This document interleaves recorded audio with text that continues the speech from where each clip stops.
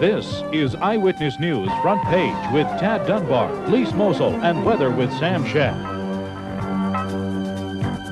Good evening, I'm Lise Mosel. Tad Dunbar is still living without testicles. The search continues. We will keep you posted. Before we begin our news tonight, Sam Shad has just raced into the studio with an important breaking weather forecast. Sam, what's the story? Well, Lise, thank you. We just got a phone call from a Mrs. Elsie Scroggett, who lives down in Pioche, and she says that the duck pond has frozen over, and there are 35 ducks looking for a place to live, and worse still, they have no way of getting food or water. I'll have more for you on this coming up in the regular weathercast. Sam will, of course, have more details during our regular weather section. In the top of the news tonight, the legislature has finally reached a decision on that highly controversial Gerovital bill. We take you live now to the State House, where reporter Bob Akers is standing by live. Bob? State House? I thought you said steakhouse. Shit. We'll have more on that story coming up later in the newscast. The government has made a major breakthrough in its attempt to infiltrate the world of organized crime in this country. Only yesterday, one of the highest-ranking members of America's largest crime family turned state's evidence. His identity is perhaps the most carefully guarded secret of the entire investigation. We take you live now to our studios in Washington, where the informer is standing by live.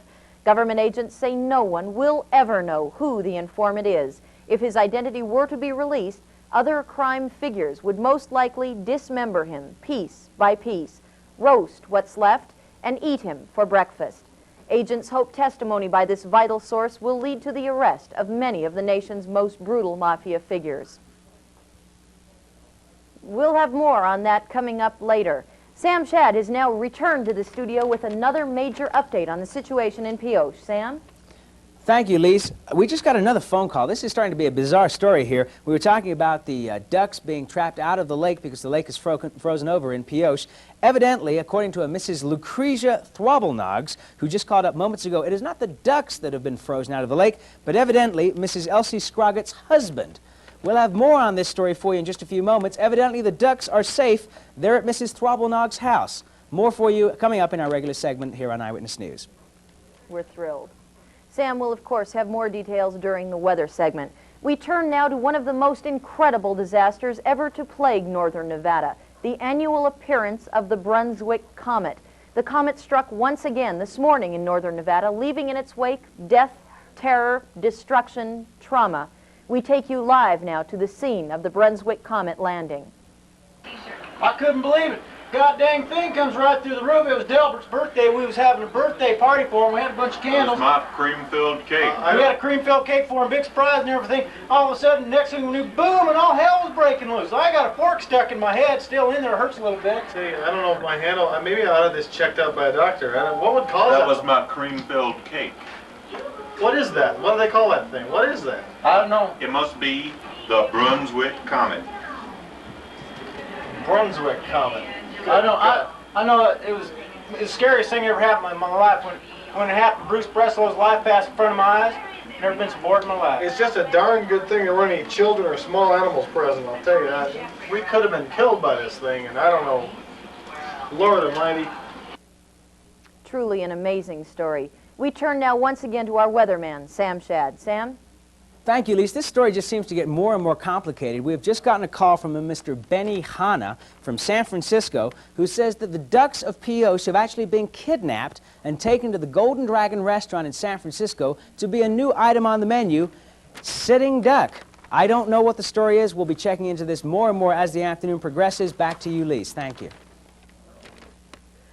We come back in just a moment with the local angle on the controversy over those highly dangerous Cabbage Patch dolls. Stay with us. The controversy continues today over the danger of the Cabbage Patch dolls. We have a story on the local side of that story from reporter Mark Brown. More than chestnuts roasting on an open fire in Reno this Christmas, Eyewitness News has learned the hazardous Patch Kid dolls had been moved from toy store shelves in the Reno area. RPD is conducting tests at this hour to determine just which dolls are dangerous, but officials admit the testing procedure itself is risky.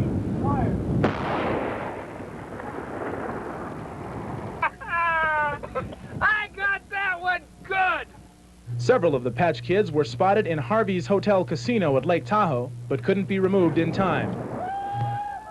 Investigators advise anyone who may have purchased one of the Patch Kids to examine it carefully.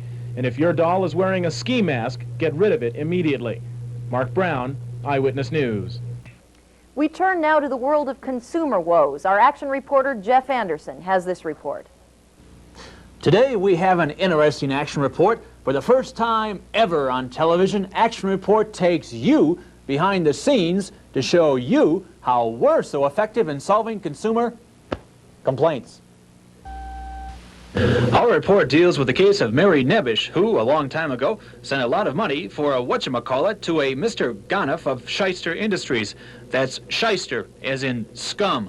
Well, after getting nowhere, she called Action Report, and we sprung into action. 900. Hold on just a second. Come in. Hold on a second. I got some guy here at the door. Hi, are you Mr. Ganoff?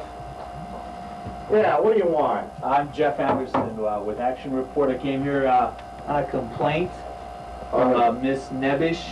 She said she wrote 917 letters and called you 323 times about a whatchamacallit she ordered for $9,000 3 years ago. Come on, I only received 900 of those letters. Who's counting? So what are you going to do about it?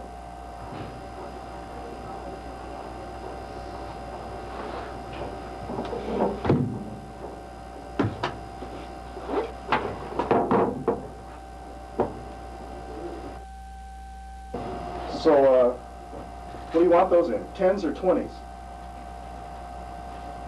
Hubba hubba. Action Report got action for Ms. Nebish, and we can do the same for you.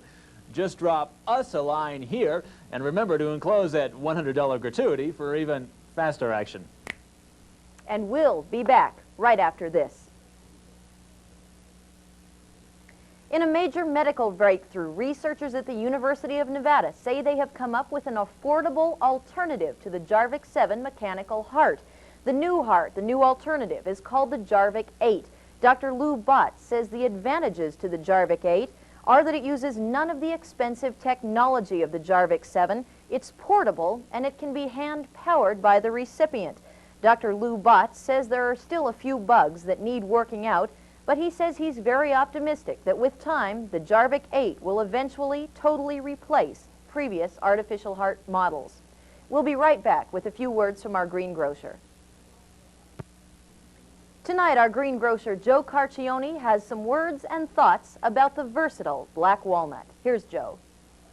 Now, folks, today I want to talk to you a little bit about a good fruit nut meat that is good all around year, but especially at Christmas time. Now, a lot of times my friends come up and say, Joe, what can I give my family and neighbors that's inexpensive, won't cost too much, and yet is nutritious? On my money, I would recommend the black walnut. Now, you see, the black walnut has a delicious center meat. It's nice and it's uniform and it's something that is really tasty. You can put it in cakes and pies, custard, even some of those Christmassy drinks if you want to, folks. Now, a lot of people also ask, how do I open it? Do I have to buy a fancy inertia nutcracker? Or do I use tire iron? Or exactly what do I do? I say one of the easiest ways is to just go to the supermarket and get a plain old-fashioned mallet.